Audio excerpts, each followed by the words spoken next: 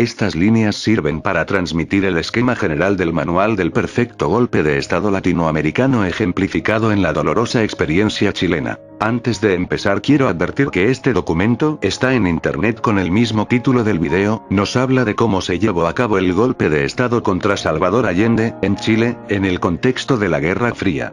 Se le puede tomar como un golpe de Estado de derecha, el cual a la muerte de Allende, subió al poder Pinochet comenzando una dictadura. Amigo chileno, espero que te interese esta investigación. A 40 años de la muerte de Allende hace unos cuantos días, se recordó ese triste suceso incluso en estas tierras tan lejanas. He modificado algunos puntos para simplificar el análisis y detallado otros. Lo interesante que incluso siguen siendo vigentes. Saludos desde México. Una nota: este locuendo será una antesala para un análisis para un caso hipotético mexicano. Manual del perfecto golpe de Estado latinoamericano. El manual es una cadena de eventos que conducen a un golpe de Estado en América Latina. Fue elaborado por un equipo de sociólogos y psicólogos sociales. Fue un subproducto del impacto de la derrota, en Bahía de Cochinos, invasión organizada por la CIA. En diversos países de América Latina, desde Argentina, Chile y México, se conoció públicamente en la década de los 60, el reclutamiento de intelectuales para la elaboración de informes y en la dirección de encuestas del famoso proyecto Camelot, proyecto sobre espionaje el que ya hablé en otro video. Esos estudios, incluyendo a Camelot, proporcionaron un elevado conocimiento de las características psicosociales de los pueblos latinoamericanos y la lógica de sus comportamientos. El manual, aún en uso, aprovecha elementos de nuestra propia idiosincrasia, así como nuestras debilidades y perfil psicológico. Paralelamente a este manual, existen otros documentos que estructuran respuestas para otras situaciones, tales como las guerrillas o de guerra prolongada, hechas por el gobierno de Estados Unidos. Advierto de nuevo: en Chile fue un golpe de derecha, financiado por Estados Unidos, contra un gobierno de izquierda, socialista según los gringos. Aunque claramente podría ser utilizado un golpe de izquierda contra uno de derecha. Ahora sí, comencemos. Pasemos a indagar los 21 lineamientos básicos del manual, que son los siguientes. 1. El objetivo último del plan conspirativo es obtener la confianza de un segmento de la alta oficialidad del ejército. ¿Para qué? A través del uso del ejército en contra de un gobierno opuesto, incluso contrario. El ejército realiza la tarea de asesinar a la dirigencia y a los políticos de inspiración popular del país de que se trate. No se trata de ganar base social o mayoría electoral, sino de articular fuerzas que abran el espacio social y de conciencia para el uso del ejército contra su propio pueblo. Es por eso que el ejército juega un papel importante para cualquier golpe de Estado o revolución. Ya sean estas de derecha o izquierda. 2. El golpe de Estado se visualiza como una lucha sociopolítica comparándola con una guerra, la cual se desata, de acuerdo al manual, a partir del uso de gremios patronales, sindicatos y grupos militantes de capas medias, en contra de un gobierno legal. Tuvo mayor importancia estos sectores en la Guerra Fría, por aquí se gestaban convulsiones prosocialistas. 3. El plan de desestabilización y golpe, según ha sido aplicado, se inicia con la creación por parte del Departamento de Estado golpista, de dos equipos. Uno vías de acción y el segundo de tarea. Estos equipos están intercomunicados a nivel de una dirección para la acción política en el país en cuestión.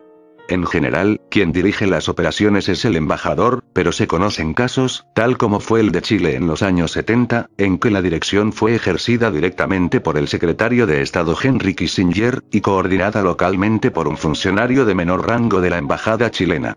Ello permitió engañar en mejor forma al gobierno de Allende. 4. El grupo de tarea está, en general, encargado de estructurar los mecanismos y sucesos del ámbito político, promoción de líderes, estructuración y fortalecimiento de nuevos y viejos partidos, consecución de alianzas, iniciativas políticas locales e internacionales, etc.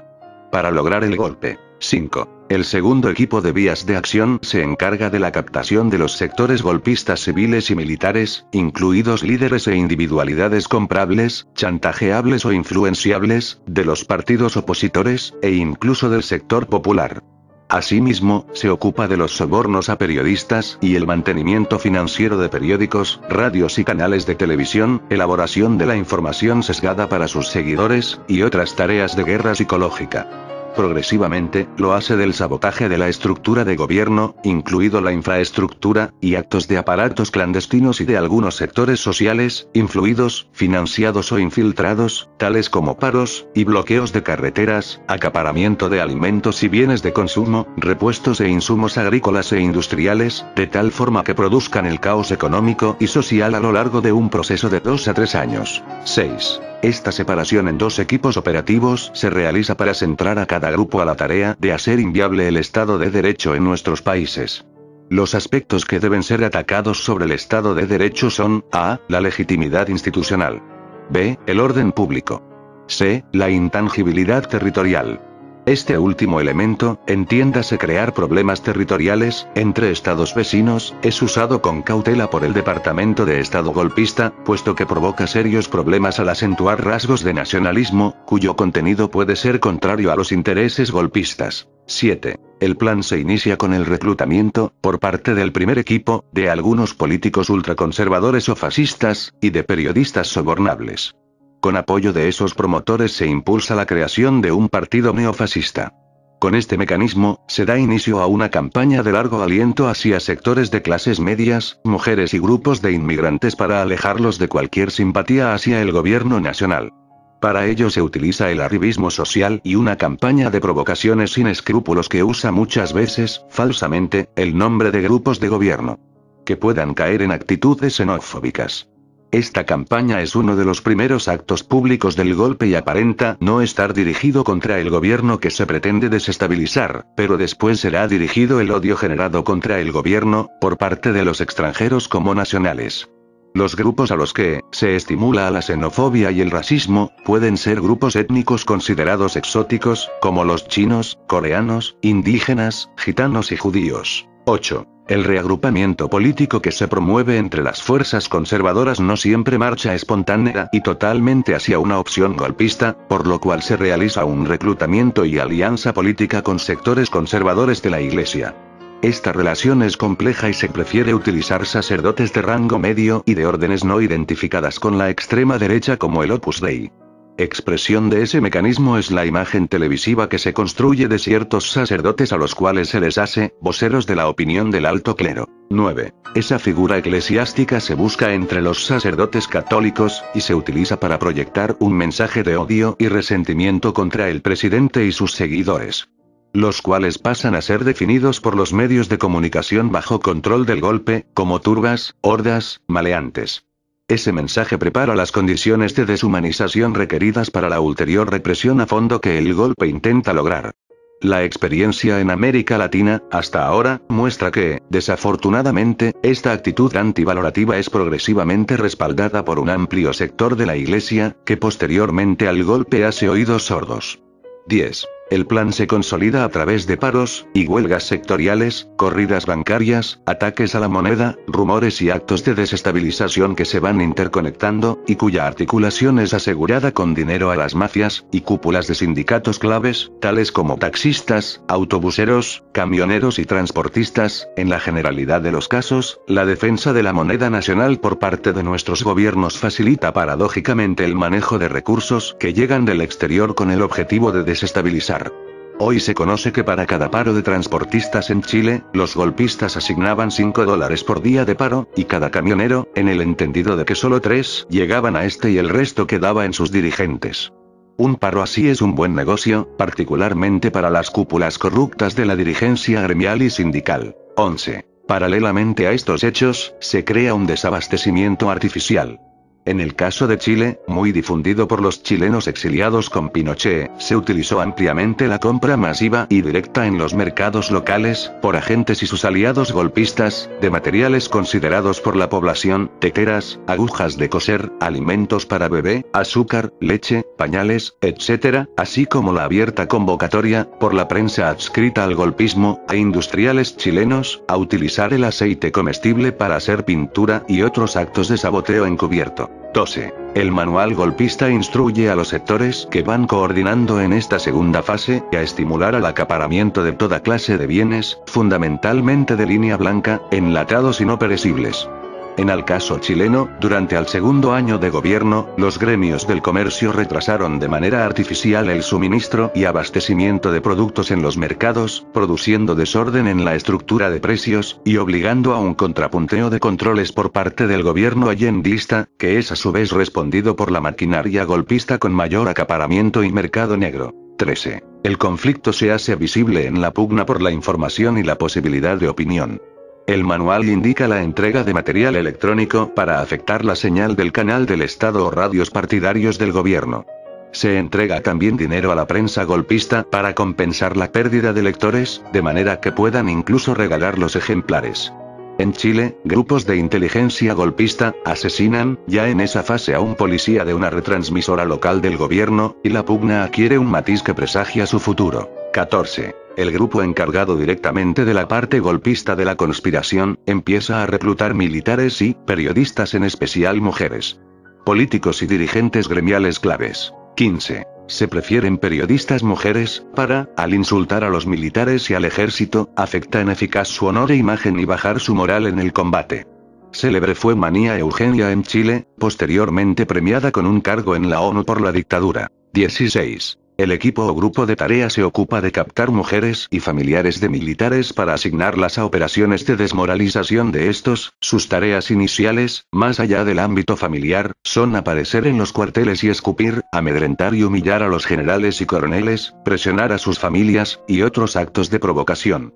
Paralelamente, la prensa banaliza estos ataques, haciéndolos aparecer como una expresión espontánea de sociedad civil, armados, ya sean con palos, piedras, etc. Los canales de televisión y radios se descuelgan progresivamente de las cadenas presidenciales, inicialmente por algunos minutos, otras quitando al audio, y articulándose en cadenas opositoras, en tanto la prensa golpista señala en sus titulares las tareas conspirativas del día y de la semana.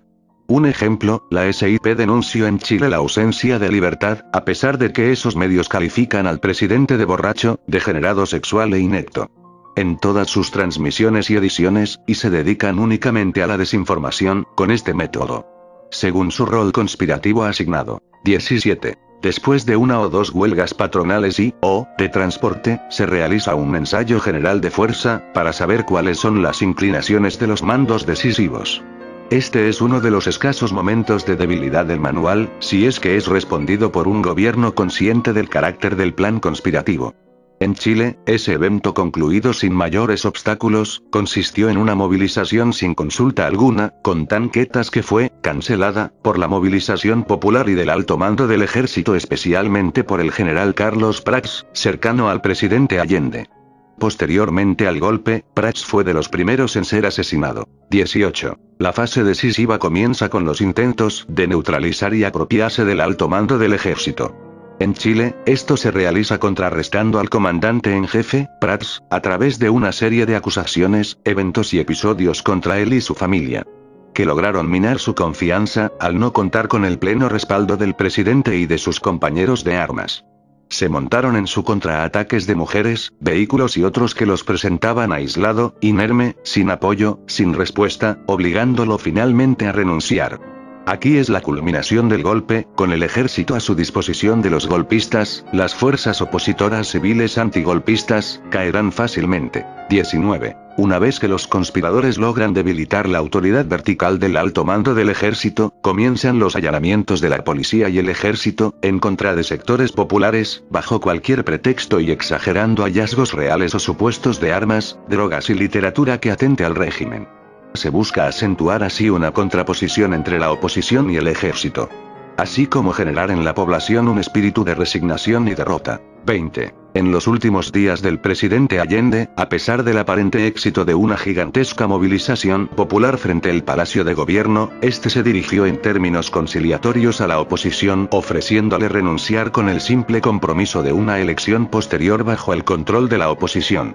Esa declaración fue su sentencia de muerte, así como la de miles de chilenos, incluyendo generales, sacerdotes de barrios, e inclusive personajes que se prestaron a la conspiración, como es el caso del presidente Frei, envenenado posteriormente. 21. El día del último evento pregolpe se hicieron circular panfletos de guerra psicológica, con fotos truncadas que mostraban actos contra natura del presidente con perros. Se inventó asimismo un plan Z, que la CIA instruyó atribuir a la izquierda, que supuestamente comprometía a los sectores de izquierda y fuerzas especiales cubanas en un alzamiento y posterior asesinato de oficiales del ejército. Con lo anterior, y el odio fascista acumulado sirvió para la matanza de amplios sectores del pueblo chileno, todo ello estaba diabólicamente contemplado y preparado en el manual conspirativo mencionado.